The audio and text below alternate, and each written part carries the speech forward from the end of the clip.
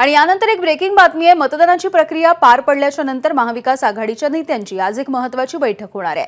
पुढची रणनीती ठरवण्याच्या संदर्भात निकालाच्या आधी महाविकास आघाडीचे जे महत्त्वाचे नेते आहेत ते ही बैठक घेत आहेत आणि एकत्र बसून या बैठकीमध्ये चर्चा केली जाईल।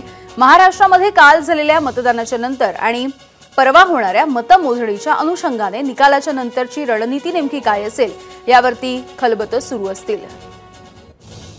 वेदांत नेब आपल्याला याविषयीचे अपडेट्स देत आहेत। वेदांत, आता खरं तर राऊतांनी जी प्रतिक्रिया दिली आहे त्यांनी म्हटलंय की 23 तारखेला संध्याकाळी आम्ही सरकार स्थापन करू आणि आता आपण बघतोय की महाविकास आघाडीची एक महत्त्वाची बैठक होती आहे। यामिनी मतदान प्रक्रिया काल पूर्णपणे पार पडली आणि त्याच्यानंतर काही ट्रेंड्स यायला सुरुवात झाली आहे। परवा मतमोजणी होती आणि त्या अनुषंगानेच पुढची रणनीती नेमकी काय असणार।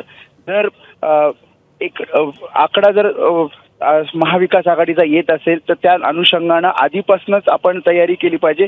त्या दृष्टिकोनातून महाविकास आघाडीचे काही महत्त्वाचे नेते आज दुपारी बैठक घेतील असं सांगितलं जातं। उद्या सुद्धा अशाच प्रकारची एक बैठक होणार आहे ज्यामध्ये महाविकास आघाडीचे नेते मिळून पुढची रणनीती म्हणजे निकालानंतर, कारण अवघे 2 दिवस मिळणार आहेत त्यामुळे वेळ कमी आहे आणि त्यामुळे आधीपासूनच रणनीती ठरवण्याच्या दृष्टिकोनातून या बैठका घेतल्या जातात।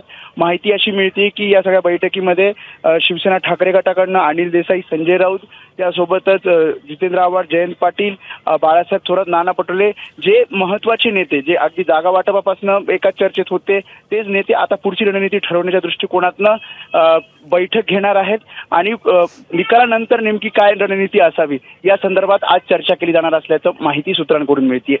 अगदी धन्यवाद वेदांत या माहितीसाठी। एबीपी माझा, उघडा डोळे बघा नीट।